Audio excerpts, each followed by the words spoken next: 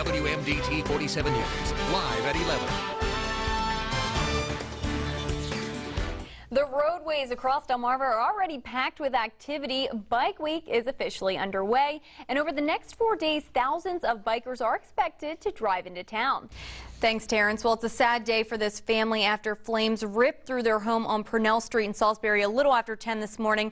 And officials tell us while no one was injured, a family pet was killed in the fire.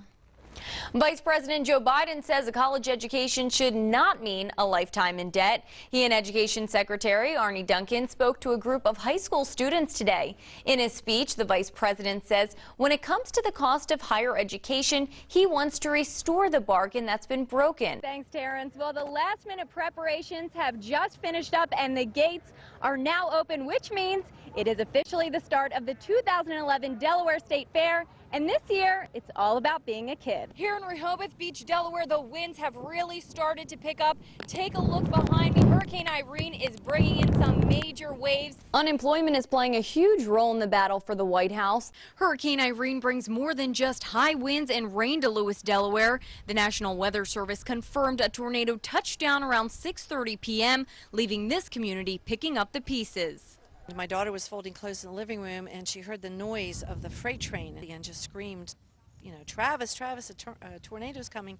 He grabbed the children off the bed, threw them in the closet, literally threw them in the closet. One house in Nassau Station took the brunt of the tornado, ripping off just about half of the roof. Owner Jack and Sue Holloway had already evacuated to Newcastle County in preparation for the hurricane. We both got out safe and we weren't here this time, for the government's warning, and we weren't here, and everything else can be replaced. You learn pretty quickly that stuff is just stuff.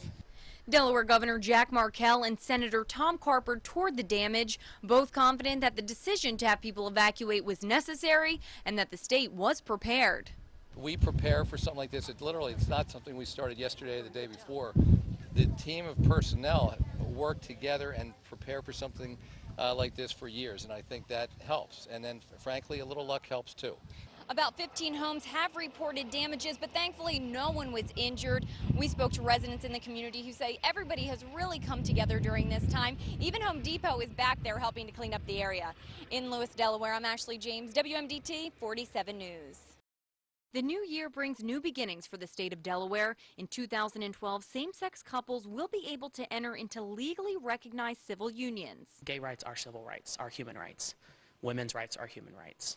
We are all human, and we all deserve the same, the life, liberty, and pursuit of happiness. Governor Jack Markell signed the law in front of a cheering crowd back in May. The law comes 2 years after the General Assembly outlawed discrimination based on sexual orientation. According to the U.S. Census Bureau, Delaware ranks among the top 10 states in the percentage of households with reported same-sex couples. This is something we never thought we could do. Greg and Andy, who live in Rehoboth, have been together for 15 years. They are now planning to finally make their commitment to one another legal. I plan to be down there the first day of business on Tuesday after Martin Luther King holiday, and signing up Andy as my spouse, and he will become eligible for my health insurance and my pension benefits, and for the first time, I think we don't have to worry about retirement and old age anymore. It might look like a breeze watching over the beaches on a sunny day. It's anything but.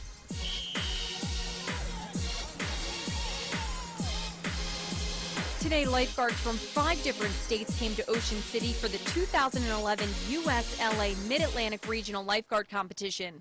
They competed in events like a 2-kilometer beach run, a 400-meter ocean swim, landline, and much more. It's an opportunity for guards to show just how athletic they really are. It helps keep the lifeguards in top physical condition. It promotes, the physical ability, physical awareness. A lot of the lifeguards are actually athletes already. To be a beach lifeguard, you have to be athletic. But getting to this point is not easy. Lifeguards put in hours on end training. Bob Kohler from Smith Point, New York says they work out every day to prepare. We train pretty rigorous. Distance run 3 miles in the deep sand every day. And then we do a swim course, and then we break off into specific, the surfboarders, paddleboarders do their paddle, the boats, row the boat, and, specific stuff.